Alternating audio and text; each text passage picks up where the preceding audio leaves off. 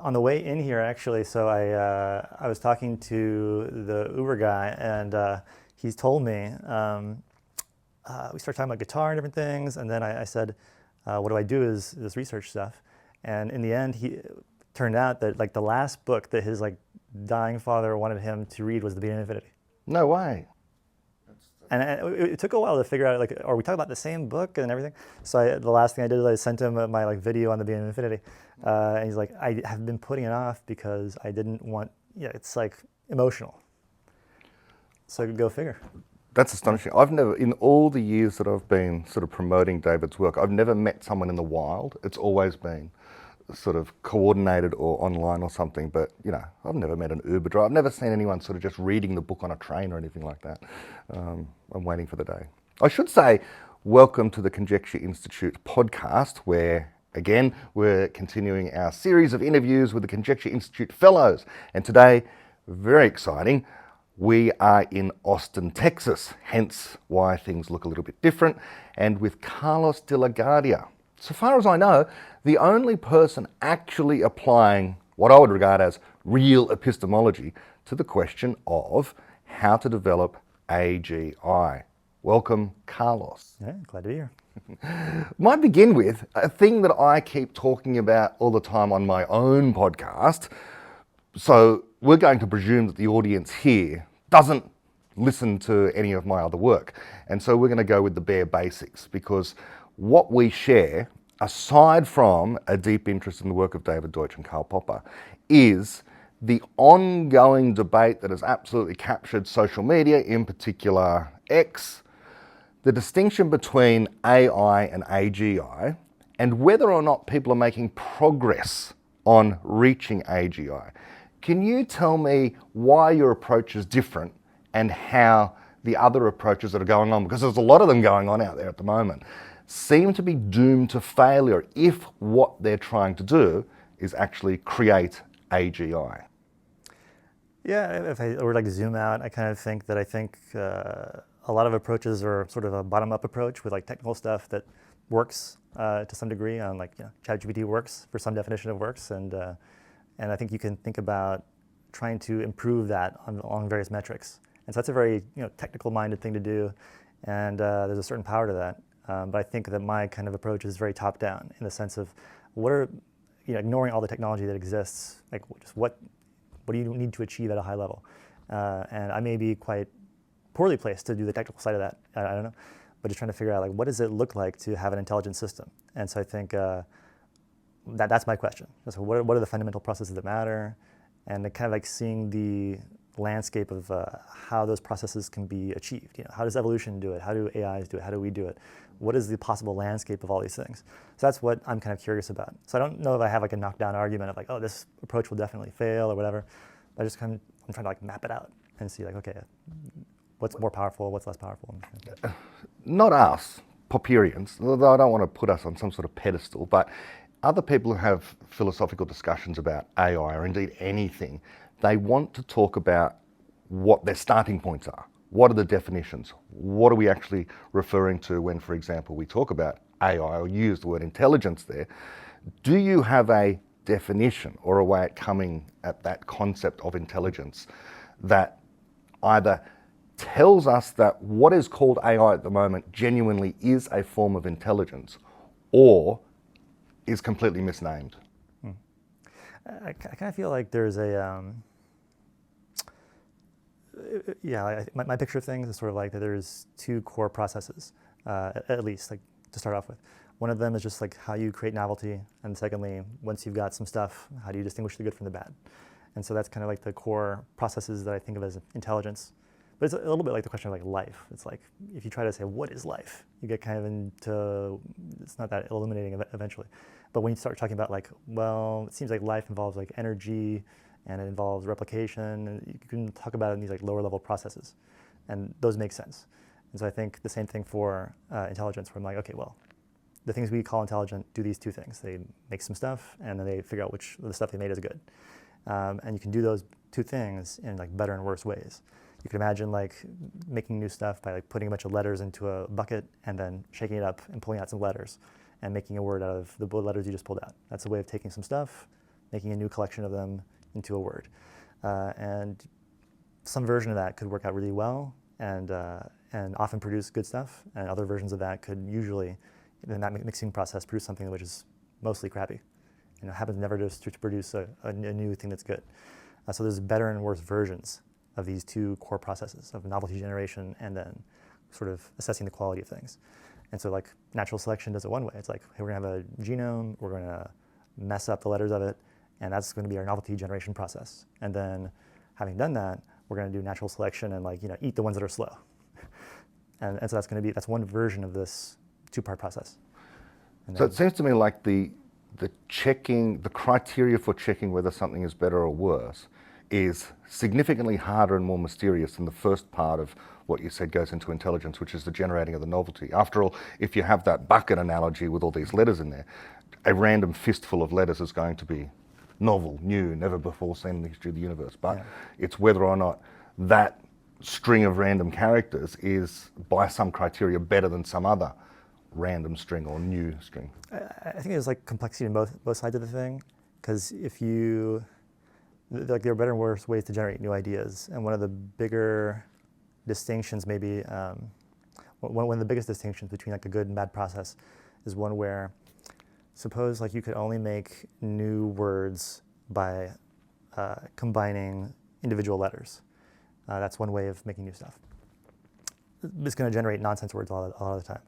But what if you had a way of generating sentences out of pre-existing words? You could make a new word, put it in the bucket. Well, now you have a whole viable word to work with in the future.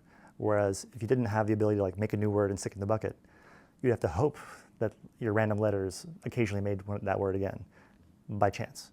Whereas you can sort of build that into the system. You just hey, I made a new word, and it's always going to appear as this chunk of letters together that makes sense. If you can do that operation of making a new word and sticking it in the bucket, you've empowered future idea generation. And if you cannot do that, you're sort of operating this reductionist level all the time. I can only think about generating new stuff in terms of individual letters. This is a pretty low level and crappy way to go about it. And so that's one example of the way in which idea generation is a pretty rich thing and can be done way better and way worse. And in the human case, I think we have an infinitely scalable version of that, where it's almost programmers would think of it as I can define a function and then define another function out of that thing and just keep on building until you're I call one function, and below that, behind the scenes, it's doing 10,000 things. But to you, as a programmer, you're just I called one function. That's a good thing. Programmers don't want to code in assembly code, where they just send in one little instruction at a time. So that's kind of a flavor of the fact that there's richness in all these processes. It's not that oh, this one's actually simple and easy to think about, and then it's only the selection process, the second half of the intelligence sort of picture, that's the complicated part. But yeah. So we'll get to the human case of generating novel idea or generating ideas just in general, but is what the current crop of large language models is doing, so what ChatGPT is doing, generating new ideas in your view? I think, yeah. I think, so David Deutsch will sometimes say that these systems aren't creating knowledge. I think that's one way to describe things, and there's clearly a difference in the Einstein's type knowledge and so on from what they're doing. So I think it's fair to try to highlight that distinction somehow. I personally find it a bit more easy to think about it by saying, I'm going to give a pass to any process that can do some kind of novelty generation and some kind of selection. And I'm just going to say, okay, you're now in the realm of these interesting processes which could do something new. And now it's just a question of how well do you do these things? What is the range of the ways in which you can do them? And so if you say, hey, so I think Deutsch might say something like, maybe LLMs can't produce knowledge. My go-to statement would be something more like, they can do it, but somewhat better than the monkeys at typewriters can make a new essay. So you can't say the monkeys can't make a Shakespeare essay. They can definitely do it. It just takes a long time. So, and LLMs can do it better, but I sort of see it as not a yes or no question, they can or can't produce knowledge. It's more you have a bunch of systems, natural selection included, which can do new stuff and can weed out some good and bad stuff from what they've created. But there are levels to this game, and humans are at a whole other level of that. And there's a whole bunch of tricks in some sense in the way we go about it. I don't know if you heard that argument, that in fact, the often repeated trope that monkeys typing randomly on the typewriter will in fact produce the works of Shakespeare, or at least one book over some period of time. In fact, there's an argument that in fact that's false, that they will never produce just by randomly hitting the keys. David's talked about this before. Naval Ravikant tweeted something recently as well, and the reason why you can say it will never happen is because even if the universe was to last trillions upon trillions of years, and you make some reasonable assumptions about how frequently they're tapping at the keys, it's like you would have to wait 10 to the power of 100 years or something for it to turn out. So the word never might actually earn its currency in physical reality, because physical reality might have not enough time left in it. Yeah. As an aside, it doesn't really, I don't think it makes sense. I don't think it connects to the abstract, mathematically, of course, if we think in... But that goes both ways. I mean, like, if it's not possible for them to do it, then there's going to be a limit to our progress as well. That's kind of like the Fabric of Reality's last chapter, or whatever. Like, can we keep on going and compute as long as we want to, or is the universe going to cut us off? No more computation, no more thinking for you. So if it bites the monkeys, it bites us too. There was actually this is a sort of separate thing, but there's like, one of the questions, I guess, at the beginning of infinity is like, are there any limits to progress? And what forms could they take? And so I think one of them is just like, you as a system, as an entity, like, cannot think certain things. Like, that would be a limit to progress if you just can't conceive of something. Another thing would be like, okay, suppose you can, but the universe doesn't give you much time. And you just cut, after a trillion years, no more universe. So there's a finite amount of computation that's possible. And so after that, you're done. Limited budget. But there's another thing which I think Anders Sandberg brought up on Twitter at one point, which was like, imagine that you can keep going as long as you want and you can think anything, but like, just imagine like the good stuff runs out. Just like, he's like, after a trillion, like, and I don't know if you've seen like number file videos about large numbers, especially like take Graham's number or something. And even after that many years, you think there'll still be new stuff to figure out? Because it's one thing if you like, I have a shovel, I can dig for gold, and I can keep on digging, and there's no limit to how long you can dig. But what if you've already found all the gold? And he's like, I don't know there's any knockdown argument that says that the gold will always be there, but it's just something to have in the back of your head, I guess. Yeah, it's always possible, I presume, that there can be an end of progress in that sense. My only thing would be, well, there's no point taking that strong position on that at the moment because we have problems before us, so you may as well assume that things can go on forever. I think my take on that at the time was something like, I guess we don't really know, hard to know, maybe it's unknowable, but if it's true that that's the case, then it's, as Deutsch kind of points out, it's like, it's going to be, that's an end to progress. And so that's very bad at that time. Everybody before that point won't care because they're still making progress. But then if there is such a limit, then you're just like, well, yeah, it's not bad for a long time, but then it's like a skydiver saying, like, yeah, the ground is down there, but it's all good because I'm still in the sky. Like, eventually, in a trillion years, like, they're going to be, the skydiver will be 1 inch from the ground and like really regretting the fact that progress has come to an end. So it's like, that check will come due eventually. But anyway, it's kind of a side point. So, in your view then, is there a sharp line to be drawn between AGI and AI? Let's sort of get into this. This is your specialty. Like, do you distinguish between these two things? Can you sharpen up the meaning for people about AGI and AI? And perhaps even superintelligence. A lot of people talk about superintelligence as well. I normally talk about those three things, and I've got my own opinion on AI, AGI, and superintelligence, but what are your thoughts? Yeah, so I think like the one word that's key is universality. And Deutsch has a chapter on that in the View of Infinity that I think is very, very good. And as an analogy, I think it's very useful to look at sort of the slightly technical thing of like, hey, in the world of computation, there's sort of a ladder of systems of increasing power, the sort of Chomsky hierarchy, and different machines at different levels of that. And so at the first level, it's a simple machine with like no memory, and it can only compute certain things. And then at a level above that, you have a limited memory. And the level above that, you have a certain other kind of memory. And at the top level, you have the granddaddy, the Turing machine. And this can do everything the other levels can do, and also, I guess, with the, Church Turing thesis, like just anything that's computable, it can do. So it's just the granddaddy. And the idea of like supercomputation is this whole, it's like this speculative thing. It's fun to think about, but like nothing has been demonstrated. It seems like something that probably can't exist, as far as we know now.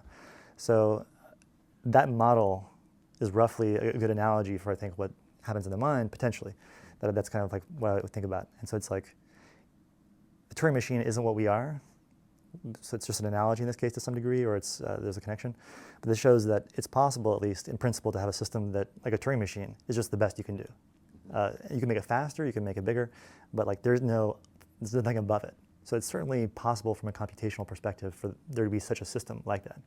So that kind of tells you, like, if somebody was totally unaware that there could be something like that, where there's this hard limit, with nothing above it, which is sort of unintuitive. Like, this is an existence proof. Like, that kind of thing can happen. And so then for me, it's like saying, okay, like with that as an analogy, is there something like that with the mind where humans have somehow reached that top level?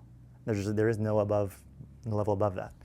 And so I guess what I would say, like my view of that is, earlier I said the two key processes for like intelligence are like, can you make some new stuff, new ideas? Because if you can't make progress, or you can only make progress if you can do some new things that are better. So if you can't do any new things at all, you can't come up with any better things. So you need to make new things at some point. And then having made some new stuff, you need to be able to select the good from the bad. These are the two core evolutionary, that's a big lesson for me from Popper. This is the evolutionary picture. So if that's the core of what it means to be intelligent, that's making new stuff, selecting the good from the bad, the universality enters the picture when you say you can do both of these processes in any way, without limitation. And so you can have a new concept and throw that into your bucket of variation, and now you've improved your ability to make new ideas. You can just use relativity as one idea and put it in the bucket. That's a powerful, rich idea. If you have that in the bucket, there's all kinds of things you could do that would be very difficult to do otherwise. And so you're continuously improving in that part of the process without limit. And that's the universality aspect. And then likewise for the selection criteria. You can just, whatever problem faces you, you can invent new criteria to deal with it. And obviously you need different criteria to handle, like choosing ice cream versus choosing physical theories. You know, chocolate or vanilla, I can taste it. If I'm trying to decide between relativity and quantum theory, I can't just put it in my mouth and taste it. I need new criteria for that. And so as long as you can do these two core processes in any way, without limitation, that's something special. And so I can't necessarily say that like an LLM can't do that. I suspect if I were to be able to dig into it and be technical about it, maybe I could make that argument. But this is at least kind of a high-level principle. Like, I think this is what you need to do these two key processes in any way. That's the core idea. And these processes are properties of software rather than being properties of hardware. You mentioned the Turing machine. Let's just drill down on that. Like, presume the audience isn't a computer science major or necessarily knows what a Turing machine is. What is a Turing machine and what's the significance? Who cares about these abstract ideals? Yeah. I've just been watching a course on computability and all these things, so we'll see if I can pair it reasonably well. But I guess the core idea is just that this is maybe like a non-technical view of it. Actually, it might be more fun, and it's kind of how I think about it. And it's just that if you look at what is thinkable, like what is computable, the kinds of mathematical things you can do, and everything else, this forms like this set of all the things that are computable or thinkable. This is this big set. And a Turing machine is special in that it can sort of do anything in that set. But there's lots of other things that can do that too, and that's why they have this term Turing completeness, that lots of systems have that. And so if you want to play the game of ideas or computations, it's this big set of things. And in that is like the algorithm for addition or multiplication, or the ideas associated with democracy. Like, all these things are stuff in that set. And so if you want to play this game of working with these ideas and computations, you need a thing that has access to that whole set, that can run anything in that set. And Turing machines are one way to do that, as well as like other kinds of systems as well, like lambda calculus and other things. That's the technical side of the thing. But all these ultimately, for my purposes, are just windows onto that infinite world of ideas. And if you don't have a system which is Turing complete, what that means is you can only do a subset of those things. And so if relativity is outside of that subset, then that's just unthinkable to that system. It can never arise in that system. It can't do anything with it. And obviously it's weaker as a result. And so if you want to have just, throw the throttle to the maximum and just have access to everything, then you want Turing completeness. So that's like the non-technical side of things that I think is that's as far as I really get into it. I think the technical side of things comes in when you ask, like, how do I build a thing? One interesting question is like, okay, if you want that big set of things, if you want to play that game, how do you get to do that? Like, how did we evolve to have access to this huge set of things? Because it's not trivial to do that. Maybe easy, maybe hard, but it isn't.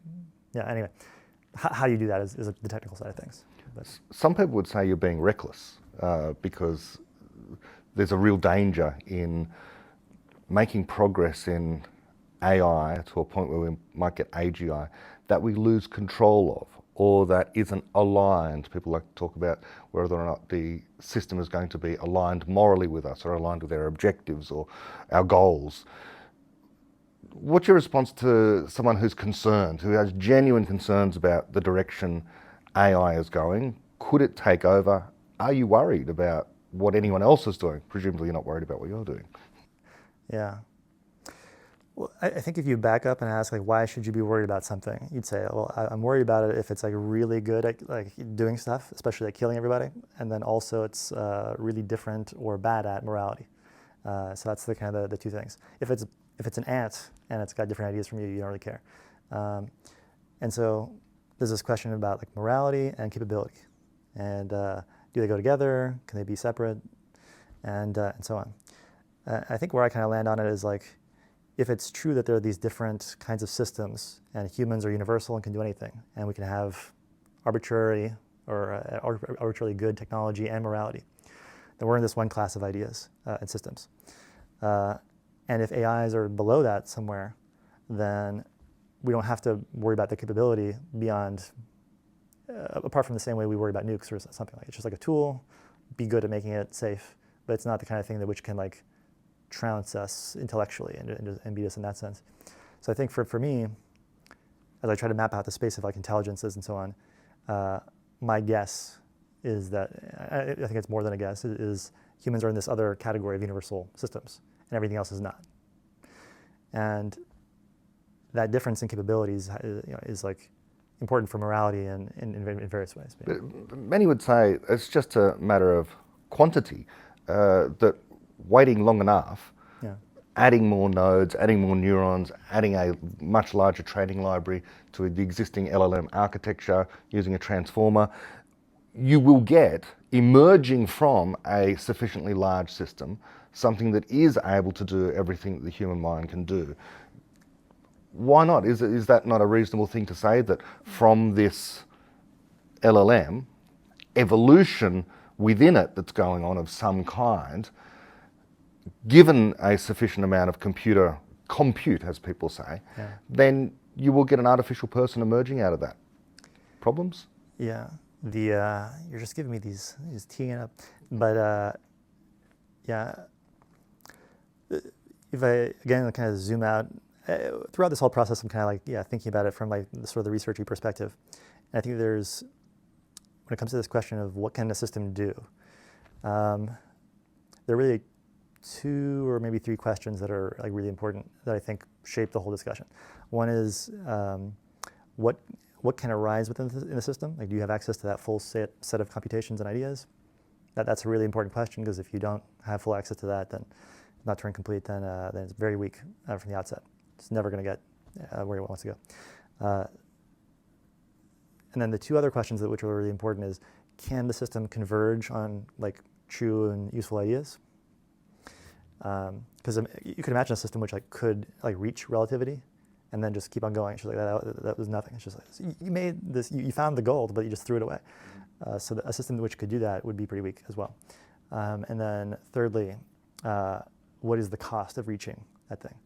And that's the sort of the point about the monkeys. It's like, okay, you don't have to worry about the monkeys in practice, because they're just not going to do it. And a system which is better than the monkeys, like LLMs, okay, now it's in the middle somewhere. And then the humans are in a different spot. And there's, I think part of what's kind of interesting about trying to get like a global view of all these things is you see like how big this set of computations and ideas is. It's like, I guess it's infinite, but even the set of things that you could think within the next year is just so big that like finding a good idea within it is not at all trivial. And so if you ask, okay, could a human navigate that space well and hit upon something good and see, yes, this is a good answer, and they can reach that answer quickly. You could ask, okay, can humans do that? Can the LLMs do that? And I guess one way to phrase this is like, how much better are LLMs than the monkeys and humans? So like, if you kind of set all these three systems racing for some good idea, would they all kind of converge at the same time? We'd say, no, the monkeys would take life of the universe times 100. Okay, so maybe that they're not going to be in this race. But what if the LLMs, are they in your 1 billion, or are they somewhere closer to humans? How efficient are they? And there's, I think, huge just exponential differences in how efficiently you can like navigate the space of ideas. And maybe this is layering on, or I should probably mention the Popper quote before I get too much further, which I think is kind of cool in this context, which is, he has a quote about testability, which I think is relevant to this question of efficiency, where he says, the content of a theory is in what it forbids. He's like, if a theory doesn't forbid anything, then it's not testable. So that was his interest in that. But I think if you take that same statement, the content of a theory is in what it forbids, and you apply that to the more practical question of navigating life and ideas, you would say like, wow, like I have this one theory equals MC squared or something, whatever, and it tells me, in one sense, the right answer to a particular question. But it also says like all the other answers to this question are wrong. And so it has this almost infinite level of like showing you that all these other answers are wrong. So in a sense, you don't have to search those answers or look there ever. It's like somebody saying like, where are my keys? And they just tell you right where it is. It's on the table. Well, that means you don't have to look anywhere else in the universe. So that's like this hyper exponential cutting through the possibilities. If you think of the game 20 questions, you can narrow very quickly onto an answer. I think of good ideas as being like that, where it's just like, you don't realize the power of an idea to just cut off huge swaths of the possibility space and then basically show you this is the path toward a good answer. So no amount of just like layering on more computation could do that, could give you that same just sort of efficiency boost through the space of ideas. So anyway, that's probably layering on too much there. But no, that's great. That does provide some of the distinction. The other distinction, I don't know what you think about this, that I see in what LLMs are doing and the amazing power they have is precisely because they are trained on these vast libraries, more information than has ever been accumulated in one system ever in the history of humanity. We're talking petabytes worth of data that they're being trained on. And then from that, managing to extrapolate sometimes novelty. And I'll ask it to make a limerick about particle physics, and it comes up with something that is not merely passable, but actually good, and they can come up with humorous stuff, creative stuff. But that method, whatever it is, of generating newness and novelty comes at a very inefficient cost of needing these petabytes worth of information. But it would seem to me that any child learning language is not preloaded with a vast amount of data upon which they're being trained, but instead almost nothing. And David Deutsch makes this point about how the difference between us and monkeys, and a lot of people, well, us and chimpanzees, is measured in the single digits of a percentage when it comes to the differences in our genome. So therefore, in that tiny little bit of genome must be the code for universality. I don't know if you want to react to that. Do you have the same intuition that whatever the program is for universal explaining or universal creativity or knowledge creation or whatever, that it's going to be really simple? It's going to be a really simple idea in the end, like evolution by natural selection. It could be hard to know, I guess, but certainly hope so. So it makes it easier to do if you just need to do a few lines of code. But yeah, so I think that genetic argument that these genomes are pretty similar and that ours is nevertheless much more powerful is not a bad idea. I think that there's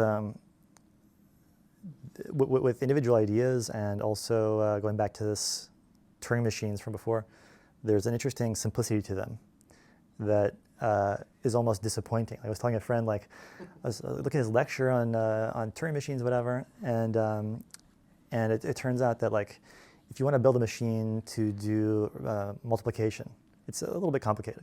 You have to arrange some stuff, and this program on the Turing machine will do that, the multiplication. But if you want to make a machine that can do anything, you you would say, man, this has got to be a big machine. It can do anything. It's got to have everything preloaded in it or something like that.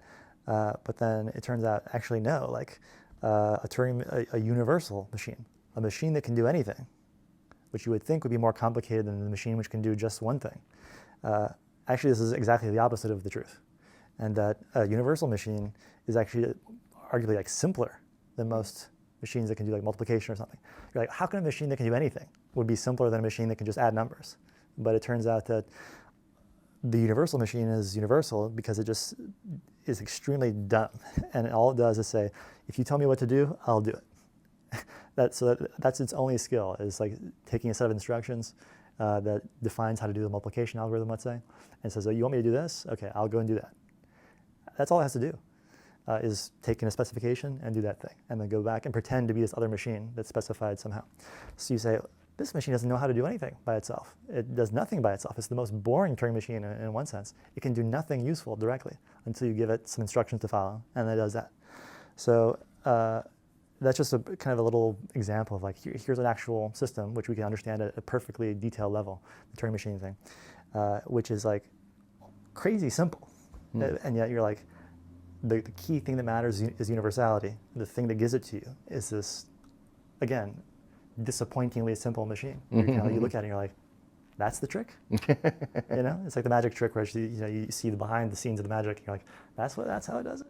And as you say, you give it this set of instructions, it does the thing reliably, and insofar as it doesn't do the thing reliably, then there's some problem with it that you want to fix so that it does indeed continue to do the thing reliably.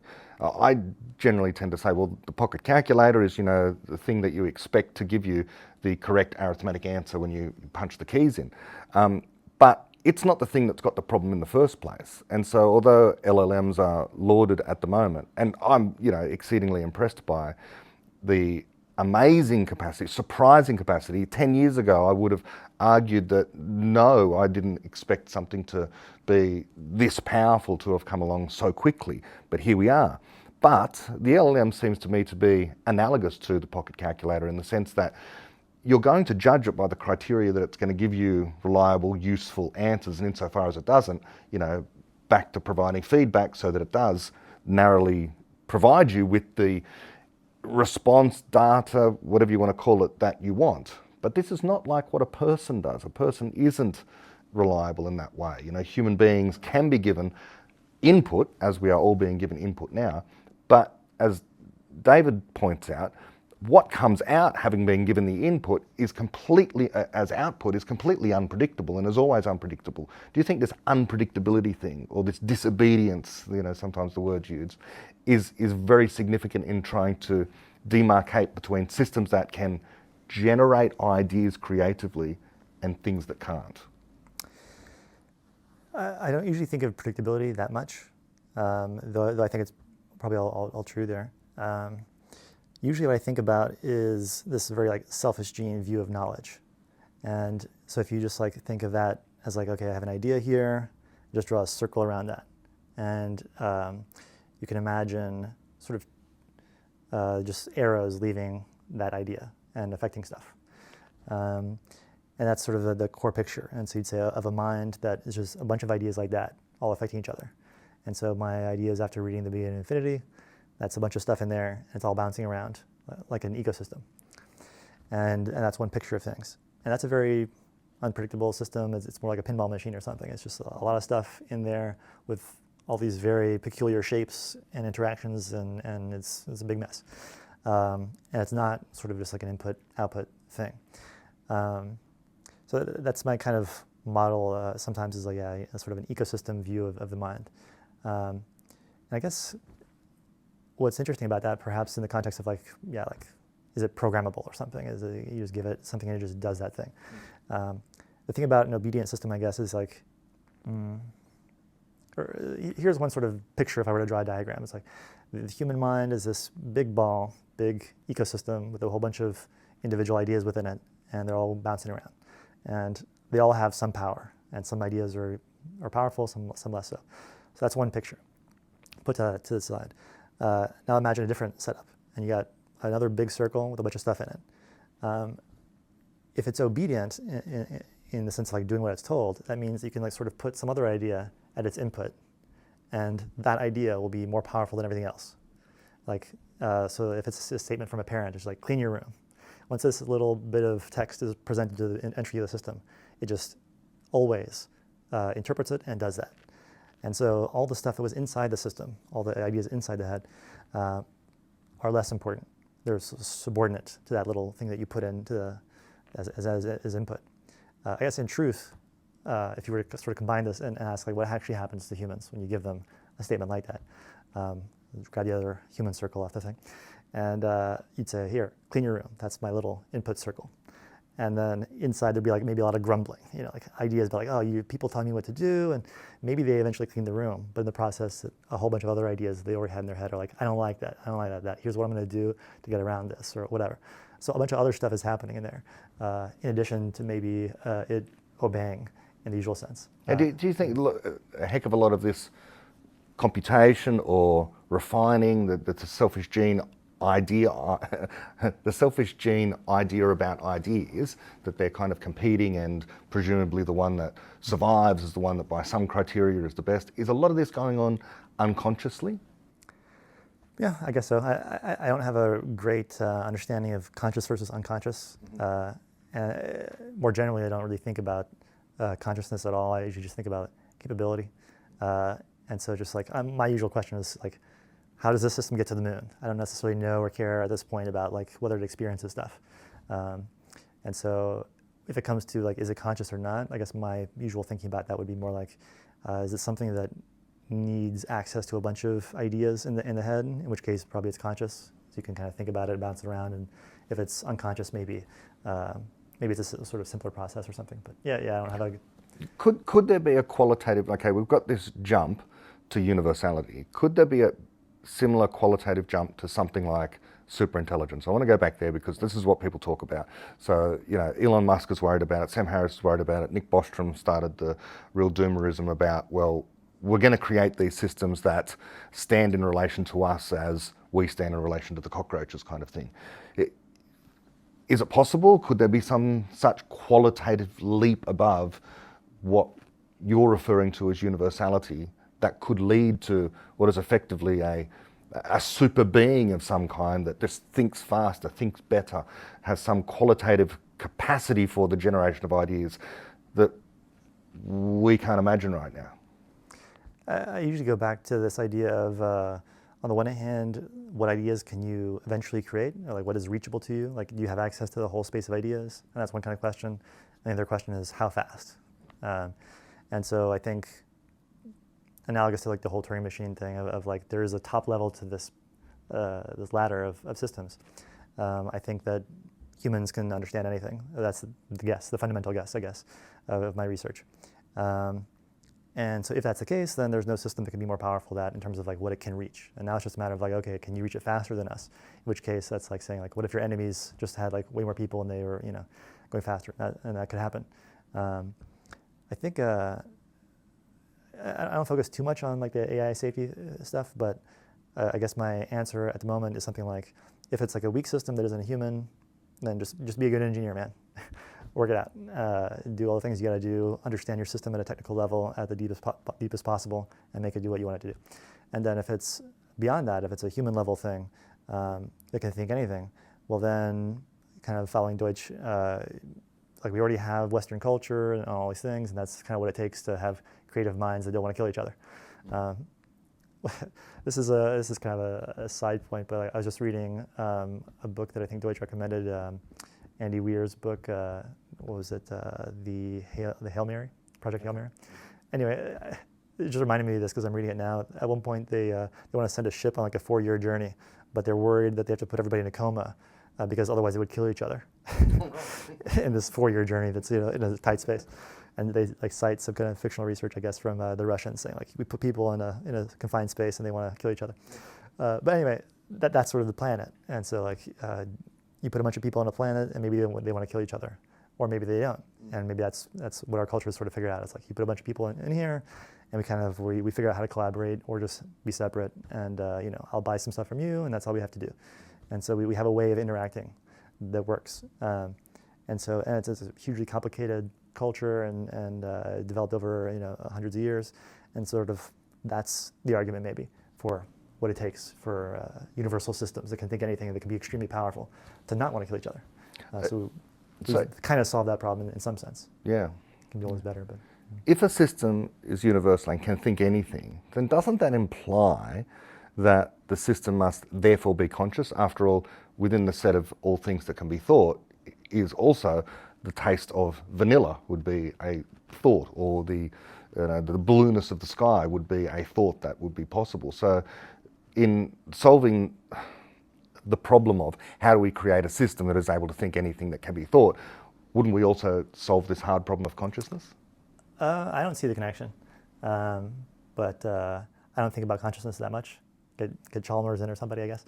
But yeah, like I said, I usually just think of capability. But I guess one thing you could say about that is that even if you have a computation that you can do, that doesn't necessarily tell you about anything about experience. I could say like, hey, I have a computation in my head that tells me like this. I have a thing that lets me distinguish like chocolate from vanilla. Okay, but that's the same as like having a system which can be like this light here is got a wavelength of X and this one has a wavelength of Y. Like we can make that already, and we don't know that it's conscious. So I think that the people who kind of highlight the difference between the objective computations that are happening and the qualia side of things, I think that distinction is still pretty real. I think. Now, should we have a look at questions from the audience, I suppose? Yeah, cool.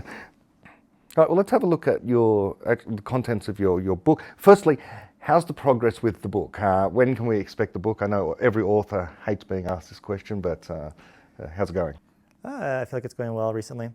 For like the last, 5 years, I'm like, I'm writing a book, and then it comes on and off. But it's going well now, so we'll see if it continues.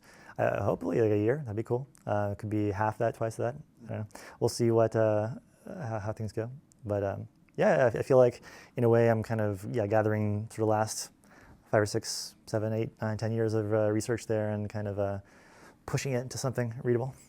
I think I've slowly become more aware of like how unreadable Twitter is, Twitter and X is, in the sense of trying to get a full scope of somebody's thinking. Like it's very readable in the sense of a small idea, but like when I sometimes search my own stuff, I realize like, oh, it's kind of difficult to find things. I'm like, oh man, I'm appreciating more the idea of making a coherent book as a result. Yeah. You've got topics there like what is intelligence, which we've discussed, uniform, spontaneous and directed exploration, existing views on AGI. Well, you're distinguishing there, you've got 2 chapters, one's general intelligence, one's universality. Are they different things, universal capacity to generate ideas and general intelligence? I guess I think of universality outside the context of intelligence. You might just say like universality is relevant in all these different situations, and so there's an open question as to how it applies in the context of intelligence. So I think like in the past, when I first got kind of working on this stuff, I was like, oh, maybe human minds, we just need universality. But then very quickly it becomes a question of like, oh, what kind? Like, and there are different kinds. So it's sort of an open question to figure out what universality is and what its relevance is to all the different problems that come up.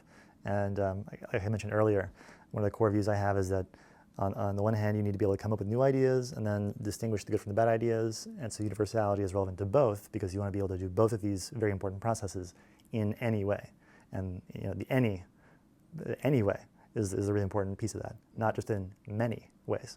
So you can call that many versus any. Like many is good, but it's, as the beginning of infinity kind of shows, like it's infinitely far from infinity. So yes. It's going to run out eventually. So.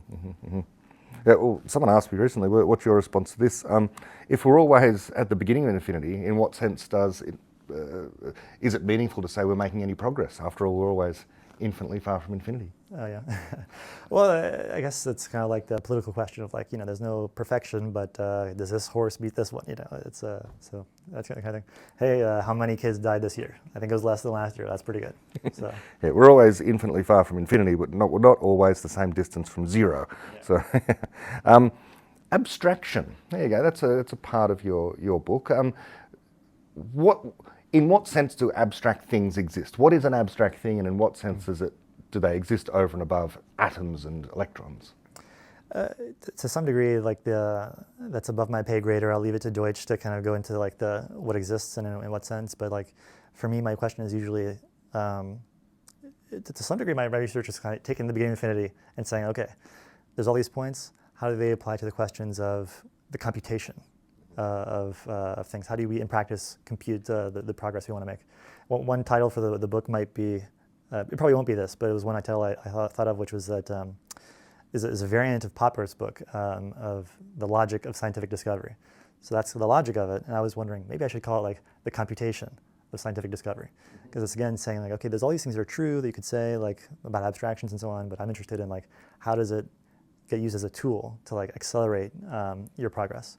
And in that context, the relevance of abstraction is that if you were reduced to thinking only at the level of atoms, then everything would be a trillion times harder.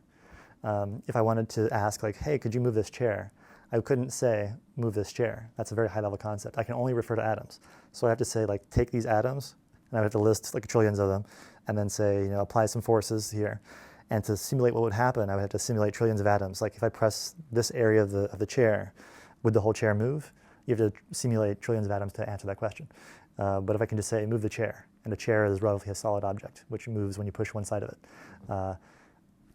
There's a huge difference in computation, the cost of thinking in terms of atoms versus just one thing, a chair.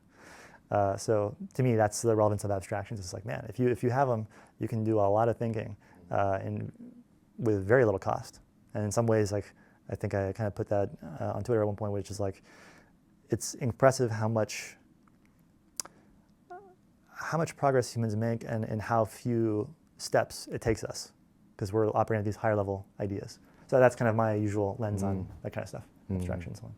Is the efficiency. Fascinating mystery, yeah. That's a lovely way of putting it, that we've made so much progress, but it's not like we're trying out some ridiculously vast amount of ideas. Somehow or other, this wetware is able to pare down what is useful and good and kind of works. Of course, there's going to be error. It's a necessary part of the picture, but you wouldn't expect that in order to make progress as rapidly as we have, that so few kind of good ideas have had to come together to bring us from scratching in the dirt, living in caves, to sending rockets to Mars soon. One kind of evocative image I have often is like of like a pinball machine, and of an individual mind or researcher, let's say, is like bouncing along the pinball machine, trying to get into some kind of goal state or something, and so it's bouncing all around other ideas in the mind, and so because it has this bumper over here of like, I don't know, conservation of energy, and then Einstein bounces into that. It's like my theory I just came up with breaks conservation of energy. That's not good. I'm going to bounce in the other direction. Whereas if he didn't have that idea, we would just keep on plowing in that direction. And if this conservation of energy idea is good, then anything past it is bad. But he doesn't know that. He doesn't have that idea. So he'd just be wasting huge amounts of effort there. But if he has an idea, he can bounce right off it and keep on going somewhere more fruitful. And so I like to think of these like paths of discovery, and like how many steps does it take you, and this kind of thing. And yeah, the human case is very, very, very efficient. I notice you use the words computation and idea quite often, and knowledge, but you're not using the word belief. Is there a reason for that? Like, presumably, we're told human minds contain beliefs, so if you're trying to create artificial minds, shouldn't belief or beliefs form part of this picture? I know that there's like some discussion of like don't believe in belief. I haven't gotten too deep into that, but I guess I just kind of adopt the selfish gene view of things. It's like I got some bits, and I just wrap those bits in a circle, and they can start affecting things. And that's just my view of things. And I think what's nice about that is that view applies to everything. That's one of the nice things about like epistemology and this sort of view, is that it's very general. And so I love the fact that this set of ideas spans from biological evolution to like an individual business, or to like a program in a computer, to ideas in a mind. Like in all these cases, there's some bits in some kind of object, and they affect some stuff in a certain way. And so that very simple model, bits affecting stuff. I think Deutsch says like information with causal power. So that's kind of like just a very simple and far-reaching notion. Yes. Yeah. And is there more in your book that we can look forward to that you haven't mentioned so far? Let's see here. No, that's the whole thing. It's just the transcript of this podcast should be the full thing. One thing I think, basically, if you take any idea from Popper or Deutsch and then ask, like, how do I think about its relevance to like the practical questions of discovery? Like, how does it affect efficiency, and so on? That's kind of a thing. So everything I think that comes from that set of ideas has like an interesting twist to it. One thing that might be kind of interesting is to talk about like a timeline of like the life cycle of an idea. And so first, let's say an idea like, I don't know, space travel is good or something, I don't know, some arbitrary idea. At first, it doesn't even exist. Nobody on the Earth has ever had that idea. And at the beginning of like human history, like that idea is far off. Like the notion of space. Can't even imagine. Wouldn't even know that space is a thing to travel through. Yeah. Even the words are not really there, and so like you're way far away from that idea. And then as you have new ideas, that idea becomes something that is sort of thinkable in a few steps. Like somebody could hit upon that. It's sort of like you have a group of people and they're walking along the shoreline, and that idea is out there, and people are kind of around it. Maybe they've hit it yet, maybe they haven't hit it, but it's kind of nearby in some sense. So that's kind of now it's a nearby idea. And then somewhere along the way, people have the right concepts to put together and maybe come up with that idea semi-randomly, whatever. So now the idea exists. So it went from not existing to some kind of process of idea generation. Now it exists. And now the question is, what happens now? Maybe the idea sucks. Space travel is evil, or whatever, some variant of the idea that is not good. So then, now that this idea has been created, it starts making contact with like other filters and criteria, bouncing around, and then what happens is also interesting, because let's say it hits some criteria that says that it's a really bad idea. Well, then what needs to happen, or let's put it like this way: imagine a world where you could assess that an idea was bad, but you couldn't do anything about it. That would be a world where bad ideas flourish as equally as good ones. So you need to be able to like not only say like that idea is bad, but because it's bad, if I'm a tiger, I'm gonna eat that gazelle or something, or whatever. I'm gonna do something that makes that idea lack or reduce its like causal power. And if you eat something, it's not gonna affect anything in the future. So you need some version of that for ideas. And so you need to say, okay, this idea exists, it's interacted with some criteria, and now I'm gonna either sort of forget it or put some kind of chains on it, some inhibitions that say, actually, this idea is bad. This is communism. It's evil. I'm not going to make that affect my plans for the future. I still know it. It's in my head, but it's inhibited somehow. Or maybe it's a really great idea, and so I'm going to connect it with all the other ideas in my head, and it's going to become a very powerful entity in my mind. But this question of like, once an idea is created, it interacts with other ideas to see how good it is, I guess, and then now, how powerful is it in the mind? And so you need a whole other set of mechanisms that says, okay, these ideas I'm going to upregulate, I'm going to promote in some sense in their power. And I'm going to demote, to deregulate the other ideas. So they're sort of chained up. And then after that, at some point in the future, you may have something which grabs that idea that is relevant and then uses it. And that's sort of one picture of the life cycle of an idea. Like, it didn't exist, something brought it into existence, then it bounced around some criteria that kind of judge its relevance and worth, and then something was done based on that criteria, and then it was now in storage and it could be retrieved and used. These are kind of the core things. I also realized that I have left out a key thing, but if you have any thoughts on that, I can.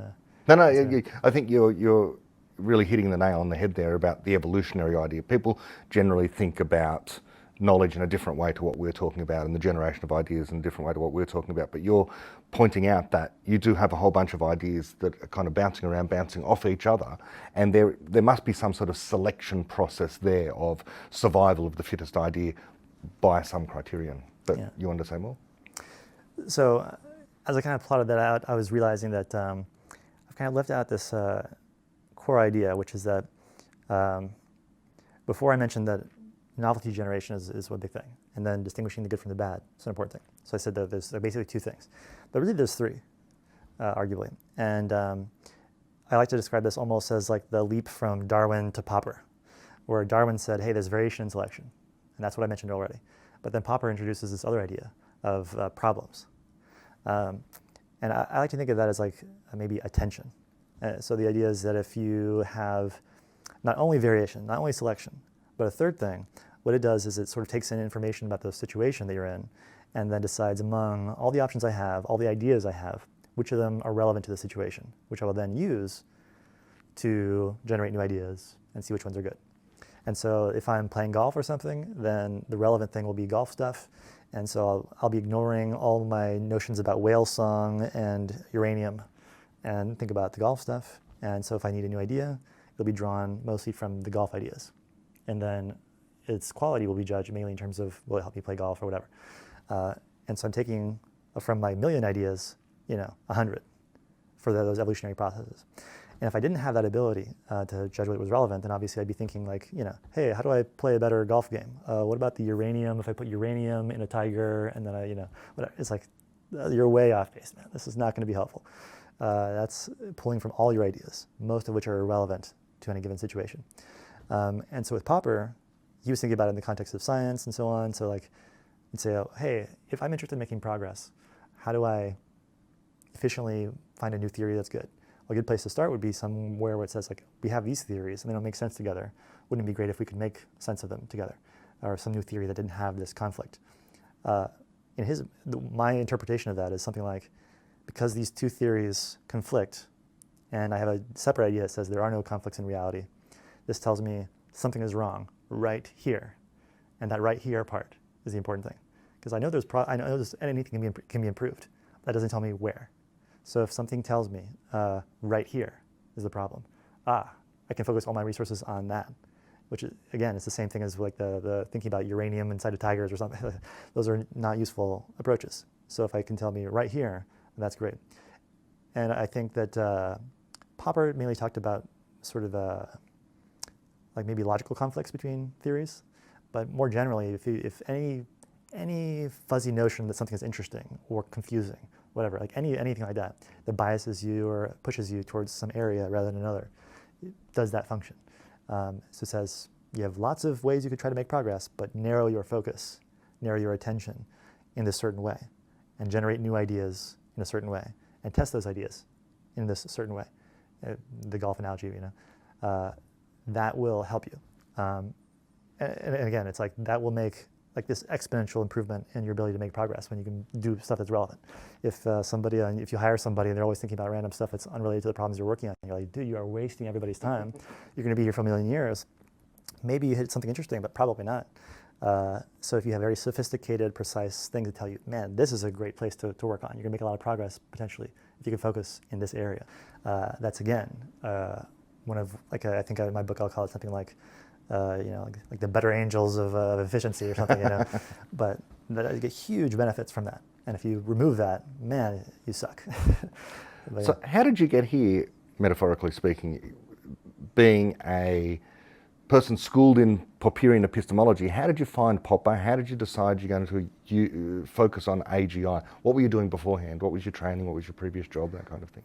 So I got into like engineering and then got into like a bit of robotics. And robotics is sort of the, I guess, gateway drug for mechanical engineering people to get into programming, because robotics is a little bit of everything. And then eventually got into biotech and kind of learned how to program, and everybody needs programming, so I did some programming there.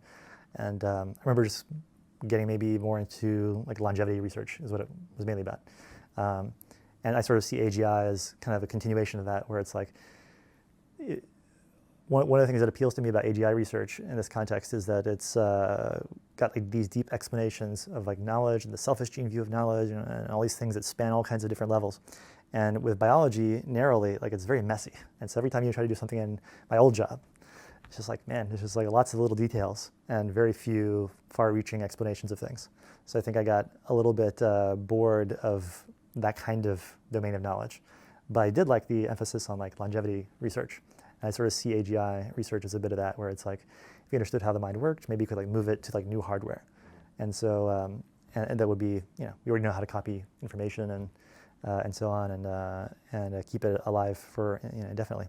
In fact, I often like to say like, it's pretty outrageous that like your selfie outlives yourself at this point, which is true. Like you can make a bunch of copies of any picture, and we just can keep that around. We know how to do that. So if the same was true of our minds, wouldn't that be great? And that's actually sort of a little bit of a philosophical difference that I kind of see between me and maybe others talking about AGIs. I think a lot of people view AGI as like this other new thing. It's like an alien intelligence that's above us. But I sort of see it as like, we're just discovering the algorithm that runs our own mind. And once we understand that, we can just put different hardware underneath it. It would be fast or whatever. And so to me, AGI might be a bit of a misnomer. It's more like the future I see is like just us improving our own hardware. Like there's no better program, so we already have the program. But if we understood the program separately from the biology, then that'd be nice because we could just switch out our biology with something better. Yeah. And That's the concept of substrate independence. So yeah, wouldn't we all leap to getting our minds onto something more robust than this, where if only we knew how? Are you following much in terms of longevity research outside of AGI concerns these days? I'm just a proponent, I guess. But like I said, the biology details make my head hurt, I guess. I'm just kind of like, I like the philosophy where it's a bit cleaner and you can say, this is such deep explanations. It's good. So how did you get to Popper? I mean, doing mechanical engineering, doing robotics, it doesn't seem like there's a straight line from there to philosophy and epistemology. I think if I go way back, I think I was like in college and watching some debate about religion. And I think I saw a debate between like Deepak Chopra, some other lady, Michael Shermer, and Sam Harris.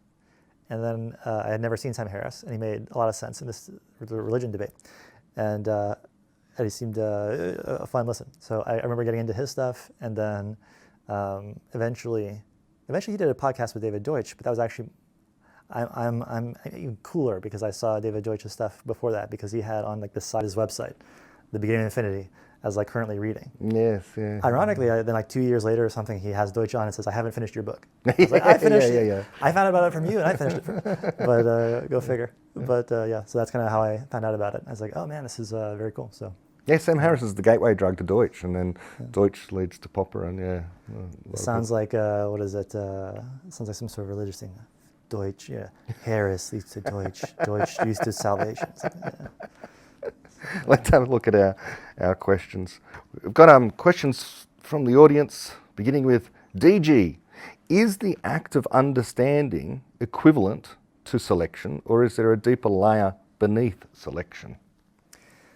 So yeah, I think that the important processes of the mind include variation and selection, making new stuff, seeing what's good and what's bad, and then also that attention thing, figuring out what's relevant and working with that. As far as understanding goes, I haven't dug into this as much as I would like, but it seems to me that when you're trying to explain something and understand it, you're trying to say, here's this thing, I'm going to use these other concepts I already know, and see if I can sort of assemble something that does this thing, if I can sort of implement this other thing in terms of what I know.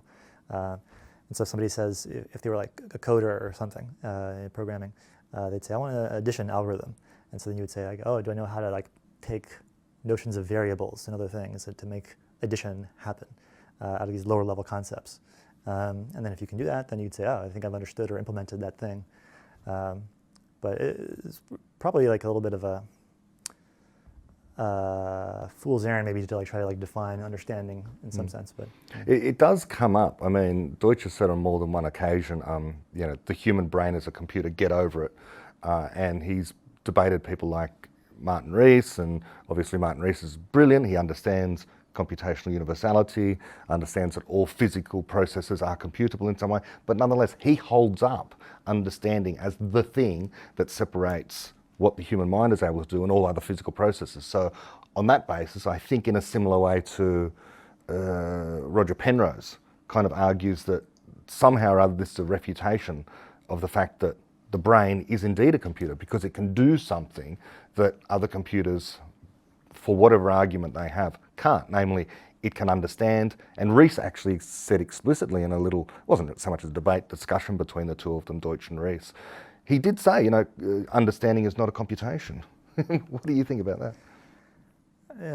Yeah, I think it's hard to get very far if you kind of depart from the computational view and sort of just imagine there's like some kind of like new physics thing. Part of the argument for me doing the research that I'm doing is kind of like, if everybody's already doing LLMs, let's have one or two guys do something different. That's different. So there's a certain argument just to doing something interesting. So I think that applies to that as well. If you want to do something crazy, somebody should be doing some crazy stuff. But I think the computational view of things is extremely enlightening, and we have a very detailed picture of how computation works. So I think it's an extremely fruitful approach to take. So I think that should be like the mainline view. Do you think that LLMs are understanding things, or could you describe what they're doing as understanding? So I don't think too much about understanding per se, I guess, but like my usual picture of things is, again, how does this system come up with new ideas? Take existing ideas, combine them in different ways, and come up with stuff. And how good is that process in like often coming up with good ideas? And so a system that is bad at this will very rarely come up with good ideas. It's possible, but it's like the monkeys. It's not so common. And then if you're a human with very rich ideas that are very well tested, these are very good components to be dealing with to make new ideas. And so we're pretty good at coming up with good stuff there. And so to me, it's sort of like zooming out and seeing, okay, you have a system, it's got some stuff that it knows about, and it tries to combine them and make something new. And then it's got some other ways to test and see whether the ideas are good. And then there's a separate question of, okay, having done these various things, you've ended up with something. And now the question is like, how well does it correspond to reality? There's some pattern out there in reality, and how well have you matched it? I want to get a lot more into this, I think, but I think it's just like, this is a slightly separate question, actually, I think, but is relevant to the whole discussion of the role of data in intelligence. This is arguably the core thing that got me doing the research at the beginning. Is just like Deutsch claims, hey, Popper showed induction doesn't work. Like you can't take data and just learn from that. And of course, it seems like we do that, and it seems like machines do that. But is that what they're doing? Is there some better way to understand it? And so I think there's an interesting question there of like, okay, well, if you can't learn from data, why does it seem like that's what's happening? What are they actually doing? And to your question about understanding, there's a question of, can data give you enough constraints on your ideas to push you towards sort of the right answer, so that you take in a bunch of data and this makes the system come up with some particular theory or thing, and then you ask the question, how well does that match reality? And it seems like Einstein has a process for making new ideas. He ends up with something, and then you test it against reality. It seems like, man, this is a very high level of correspondence here. But what does it take to do that? It's one kind of question. So I think this is a way of dancing around this question of understanding and this kind of thing. But it's sort of this question of what does it take to end up at a place where you've come up with an idea that matches reality? And I guess if you do that, you'd say you understand reality to some degree. The trouble is that if you come up with new ideas, you can usually match some aspect of reality. But nobody would be interested in Einstein if he like only described like the surface of the Earth, however accurately. It's just like, actually you want something that somehow you come up with something that applies very broadly, that generalizes, I guess, to use the term from machine learning. What does that take? Can you do that with data? And because the space of ideas is so large, you could always come up with something that looks kind of good. But is it really that good? And I think there's a great visualization of this where somebody says, hey, I have some data, I do some curve fits, and I fit a whole bunch of different curves to this data. And they all agree on the data. But then as soon as you leave the data, they all disagree wildly. So if you were to make a theory that matches all the given data in this range, but then you go a little bit after that range, a little bit before that range, and they all disagree, you're like, man, I matched all the data, and yet all these ideas are still, I don't know how to distinguish between them. I got a zillion data points. And so I think you need additional things beyond data. And this is kind of the critique maybe of machine learning, where it's like, okay, you have some data here that gives you some constraints. You can start matching the patterns that you've seen. But when you go beyond those patterns, I think you need something more. That's where like these more high-level abstractions come into play, like conservation of energy and so on. Like, so you have all these curves, and they'll disagree, but can you judge them based on these higher-level criteria? Like, do any of these curves somehow match conservation of energy or something else? And you say, oh, okay, now with this additional idea, I can start cutting away some of these curves and seeing that, okay, among the ones that match the given data, some of these also obey conservation of energy. Maybe those are the most interesting ones. And so I think Einstein is doing something like that. He's using a little bit of data here and there to test some stuff. But he has a whole bunch of other internal consistency, conservation of energy, all these other things, additional constraints that let you throw out bad ideas, and now you come up with an idea, and then at the end of Einstein's process, involving some data, some other constraints, now you go to test it. You're like, man, this idea actually does span beyond the Earth. That was hard to get. Yeah. Anyway, so. Yeah, concept of reach, yes. It's interesting, that, as I say, like we have some prominent people who will argue that the human mind can't be, or the human brain can't be a computer because it can do things like understanding, and so therefore it's in a different category. They're possibly appealing to consciousness, or I don't know what. But on the other hand, there's also some people, now I'm speaking to Brett Weinstein in a few days, and he has explicitly said, I think he released a little podcast about how he strongly thinks, or at least he's pushing the idea that children are a form of LLM, that he's not rejecting the idea that the brain is a computer. He's saying quite explicitly that we have already found in this LLM architecture a model for what the brain is doing. I find that strange because of the fact that, going to Deutsch's criterion of disobedience, that the better and better an LLM becomes, the more and more reliable are its outputs, the more predictable or the more accurate are its outputs for any given input. If you ask it a question, it's going to give you an accurate answer. What is the capital of France? If it doesn't say Paris, then you're going to go back to the drawing board and try and change the thing so that it does give you the reliable answer. It seems to me it's kind of a spontaneous generation misconception that just waiting long enough and having a large enough library, as the thing becomes more and more competent as a kind of a fancy search engine of some kind, or a fancy chatbot of some kind, that out of that eventually will come something spontaneously that is disobedient, like all little children are. Little children don't seem to me to be anything like LLMs because they're often doing exactly the thing you don't want them to do, while an LLM is more and more doing the thing that you really do want it to do, namely give you sensible answers to questions asked. And the other thing is, of course, the LLM is never prompted from within. It's not only from without is it able to respond. But we're not like that, and children aren't like that. I haven't read this book, but it's got a great title, at least, that I should look into more. But it's called The Scientist in the Crib. Kind of, I think there's a whole kind of subset of people looking at child development as like a model of interesting human behavior. It's like one thing to look at Einstein's brain, let's say, but it's another to say like a bunch of children are doing interesting discoveries and so on. So how do they do it? So I think a lot of people are interested in that, and probably would say LLMs aren't a good model for that. The impressive thing, like for me, one thing about like that sort of thing is when it comes to what it takes to make an AGI, what it takes to make a mind like ours, one question is like, okay, can you think anything? Okay, that's this universality question. Another question though is like, how do you start off in such a way that you kind of end up converging on pretty good ideas over time? Because you can imagine a world where you can think anything, but you never think anything good. Well, you get stuck in some kind of loop. You know, Deutsch talks about static societies that sort of discover some stuff and they get stuck in this loop. So it's possible for you to have all the stuff you need to think of anything, to make infinite progress, and yet not make it. Both at a societal level, like, you know, hey, this culture is frozen in time, but also this person could be frozen in time in some sense, where it's like you're born, you have this infinite capability, and yet somehow you either go off on a tangent and never converge on anything true or useful. I guess in practice you probably just die if that's the case. Or you get stuck somehow and you never continue exploring. But it seems like children don't do that. Whatever they start off with is somehow the right, you know, push in the direction of the world of ideas, where they know so little at the beginning. So it's weird that like you're like, okay, how if I give a system that I'm not allowed to give it very much knowledge at the beginning. Sort of the idea of like with the embryo and the kid. So like, it's just an interesting puzzle. You can only write enough knowledge on a fortune cookie. That's the only hint you can give a new person who's just been invited into reality, a new baby. You get this fortune cookie. That's the only rules I'm going to give you, and the rest of your brain is mostly empty or something or whatever. I'm giving you something. I'm not giving you nothing. You're not a total blank slate, but I'm pushing you in the world of ideas somehow.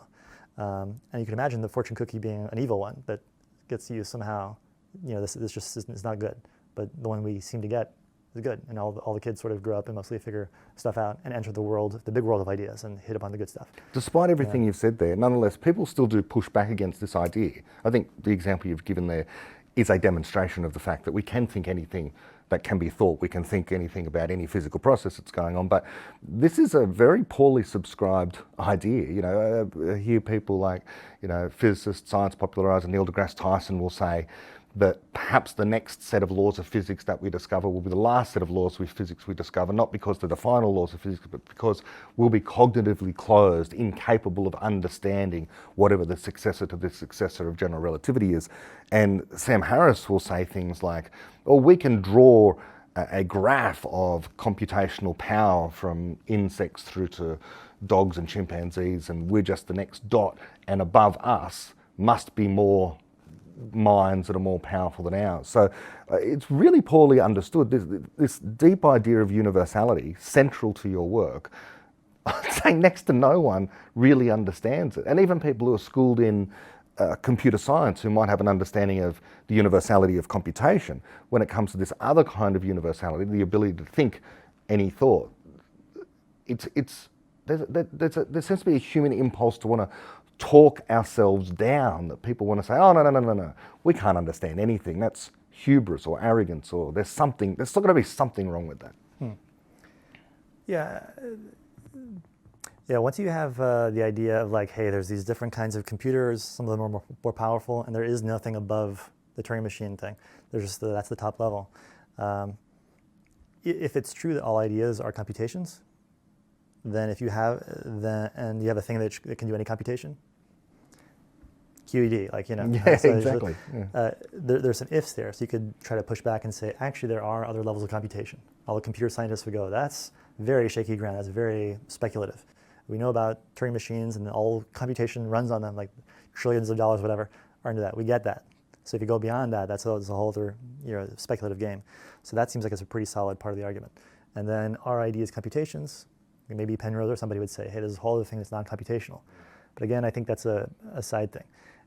You know, certainly if you know how to compute addition or whatever, you know, you have that algorithm in your head, okay, we can program that literally on a computer. So it seems like that's certainly a computation.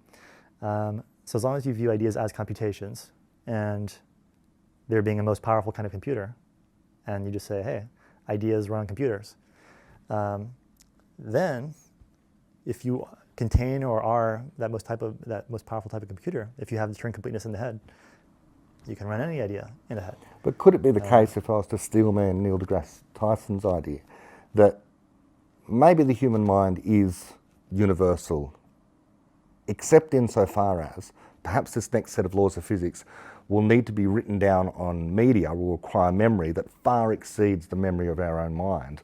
And so therefore we can't understand these things because we simply can't store it in memory. Yeah. Yeah, so yeah, you'd have to have additional stuff that augments the human brain. An interesting perspective on this, by the way, is that there's always going to be a limit like that, no matter if it's AGIs or aliens or whatever. Like, unless it like has infinite computational power, which I think is like physically impossible or something at any one moment to have that much power. If any civilization that evolves in reality somehow starts from something small and can grow arbitrarily big, but it's always going to be finite. So their individual brains and their whole culture will be finite. And so if they want to learn something that doesn't fit in their current storage space, if they want to make a movie that's 1 trillion hours long and they don't have the storage space for it, you know, they're going to have to make some new storage space and so on, and it's new computers. Like, that is true of every finite system. And I think all aliens, AGIs, humans, they're only so big at a certain time. And the question is not how big are they, can you fit something in that space right now? The question is always like, okay, can you extend it a little bit? And will you ever run into a part that doesn't allow you to extend it any further? That's always the question. And so you ask, okay, can humans extend their stuff? You say, well, it's hard with the neurosurgery thing. We don't know how to do that yet, but we do have external computers, so we can extend it in that sense. But like, extension is the question. Can you make your storage space a bit bigger? Yeah, and if there's no physical law against it, then in principle we can do it. Tybalt has asked, I'd be curious if he explored the topic of human nature. Is there one? If so, what are its elements? Yeah, yes and no, I guess that's right. Obviously biologically we have our whole setup here, but I think biology gives us two things. It gives us the universality to think anything. In that sense, there is no human nature. We can think anything, and we can start off a certain way and end up wherever we end up. And certainly a belief in relativity or something is not baked into us, and yet we can get there. But also there's that sort of fortune cookie beginning point that I kind of mentioned. Like we're born, we can think anything, but we're also maybe like pushed in a certain direction that's fruitful. There's a little kick in a useful direction. And so that's, you could call a part of human nature or something maybe.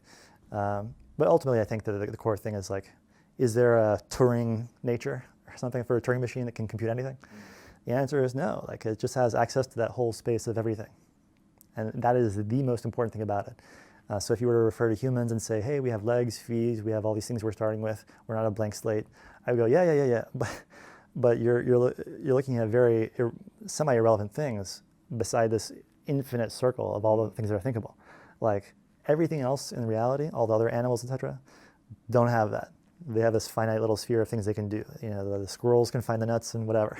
That's it. But humans, it's like spaceships, relativity, and everything else without limit. So like that big circle is the thing you should have in mind for human nature. Yep. We can go anywhere in that circle. And that's not human, that's everything. That's aliens, AGIs, everything. Yeah, it's all persons. Yeah. We've touched on this, but I'll ask anyway, from David Hearn. Where do original ideas come from? Is some of it noise? Yeah. So the picture that's in my head usually is like sort of a combinatorial thing. Like you have a bunch of discrete ideas and you can combine them, and so like letters in an alphabet, you know, A, B, C. I'm gonna, I have these letters. I'm gonna choose one, A, B, B, B, C, C, C, and like grab them up randomly. And that's sort of my basic picture of it. You got some stuff, you can combine it in various ways. So in that sense, you with a card deck putting out cards, you can think of all the different models you want of like discrete objects, then combined in various ways. And that's the basic picture to have in mind. And then there's a question of like, okay, well, if you do it randomly, like what's the likelihood that you would end up doing something useful? Because often these random processes would be, have a lot of things they could do, and most of them would suck. So what to do? And so I think the interesting thing then comes into play where it's like, how well can you generate new ideas? And how good an initial set of concepts do you have such that a lot of combinations of them will make sense and be useful. That's a whole separate question as to how you do that well.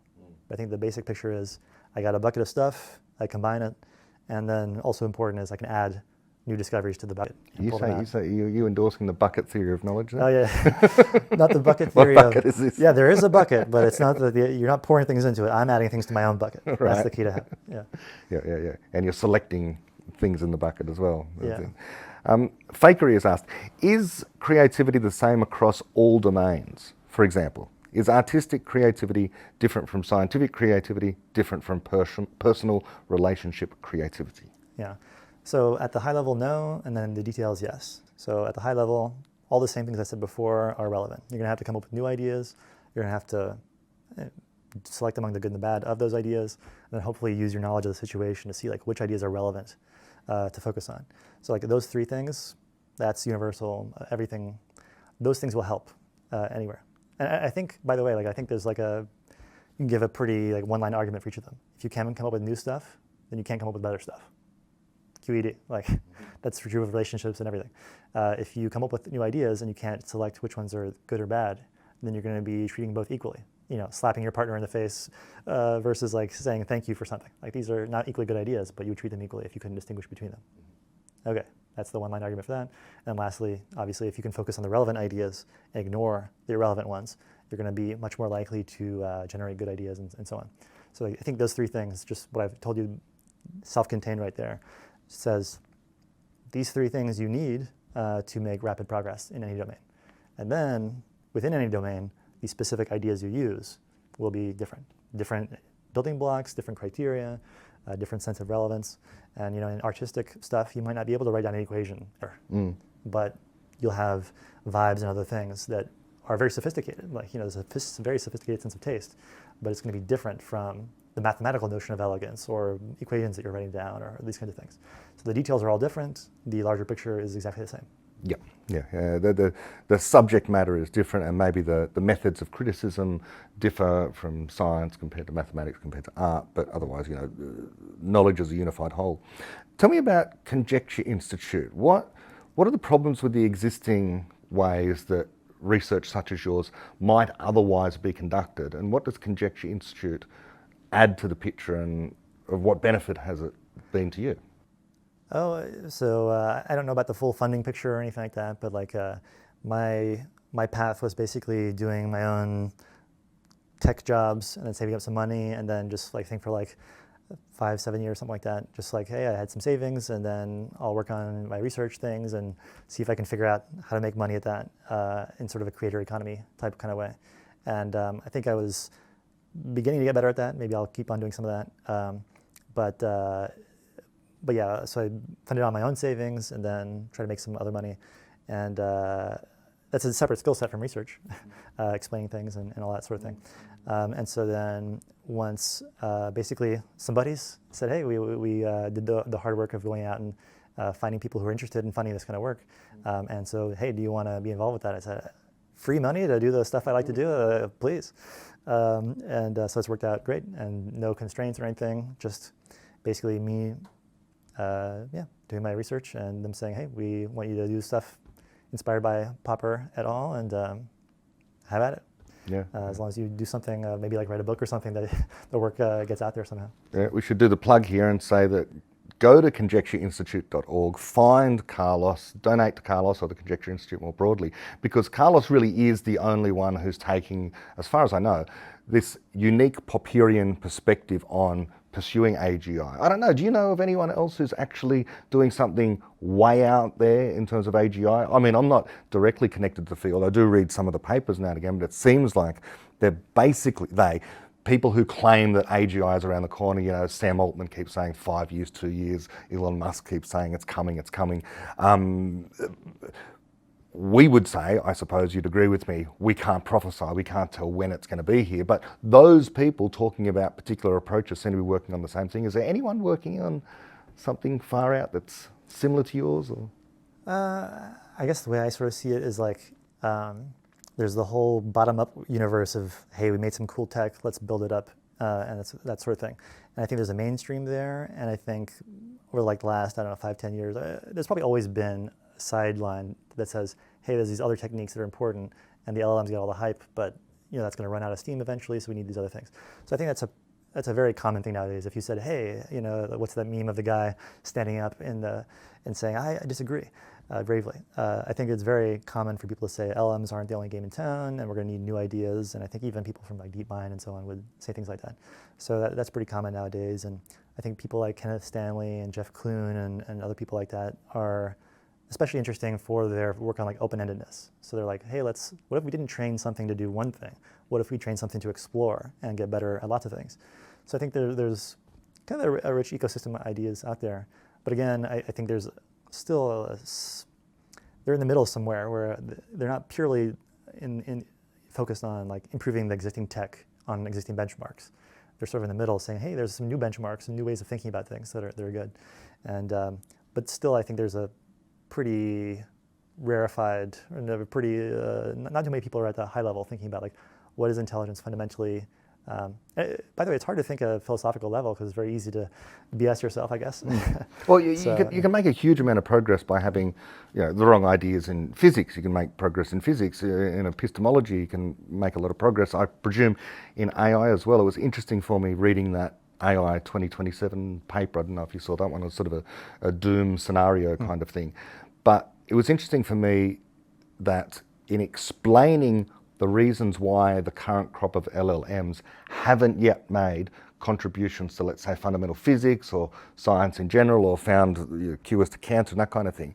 The argument made, I'll just throw this to you, was they're not making scientific discoveries because their training data didn't include data about making scientific discoveries. If only we had LLMs trained on, I don't know what the data would be about how to make scientific discoveries, then they would. But that seems to me to just completely misunderstand what having a problem is, what falling in love with a problem is. What do they have in mind to give a history of science book to the LLM about what Einstein did, what Darwin did, what Turing did, and then somehow by amalgamating all of what they did, the system would then learn to discover. But we can't, no one can be an Einstein. Like, I can read all day long about Einstein's life and his own accounts of what he was thinking, but it's not going to turn me into Einstein, is it? Interesting. Yeah, I think ultimately the thing that you would converge on is just what I've kind of mentioned. It's like, hey, like you got to have a new way, you have a way of coming up with good ideas, select among them, hopefully use some information about the situation to focus on what's relevant. Like those are the key pillars, and then it's just a matter of doing each of those things well. And so I think that would be the eventual lesson. And so maybe somebody can make an AI that would do something like that in a more explicit way. This is I don't know if it addresses that at all, but like this is just maybe something in the back of my mind sometimes is, I'm all focused on AGI, like what's the top shelf intelligence, the most powerful. But I think that the present crop of LLMs and all that shows that like there's huge value in having something which is not general. So I wonder if you were to draw a line and say above this line is human level stuff. These are people, you can't use them as tools, et cetera, et cetera. But below that line, these are all tools, these are LLMs, these are other things. One question is, how high can you go with the tools without making people? And any system which is intelligent in any sense, biological evolution included, will do this thing of generating some new stuff and keeping some of the good stuff and the bad stuff. So you have these 2 or maybe 3 processes, including attention, let's say, of these are the things that matter. And there's different ways of doing all these things. And AIs, they're narrow, do them one way. And you can keep making better and better versions of them that work in different ways. And so one of the things that I have in mind is, I wonder if my research will help at all with like narrow AI, because if you understand more abstractly the things that you need, you can kind of maybe leave behind the exact technologies and approaches that are being used now and say that, oh, okay, I can recontextualize LLMs and see that like what I'm actually doing is I can actually see that they're making conjectures in a certain sense. Like every time they change their weights, that's like a new conjecture of what kind of mind would be useful. So maybe there's other ways of doing it that don't use the existing techniques. And so I think there's a whole sort of non-mainstream AI research thing that includes kind of Stanley, Jeff Clune, and these people that are working on open-endedness and that kind of thing. I think they have a somewhat broader picture of what machine learning could be. And I think that this sort of my research that zooms out and says, I just want to understand the whole damn picture. What is everything that can happen, including natural selection and all that? I think that unified picture might help break some boundaries there and say like, oh, okay, now I can see that these knowledge creation systems, I see what humans are. I see that they're different from everything else. I see that these AIs work a certain way. And I also see, hey, these 3 pillars, variation, selection, attention. These are the 3 pillars. And now I can just become as creative as I like in defining narrow AIs that do all these things in interesting ways. And maybe you learn from Einstein, or maybe they don't. Maybe they get better at using logic and the intuition side of things, or whatever. Like it's a total free and open space to design really great narrow AIs as well, potentially. So. Brilliant, Carlos.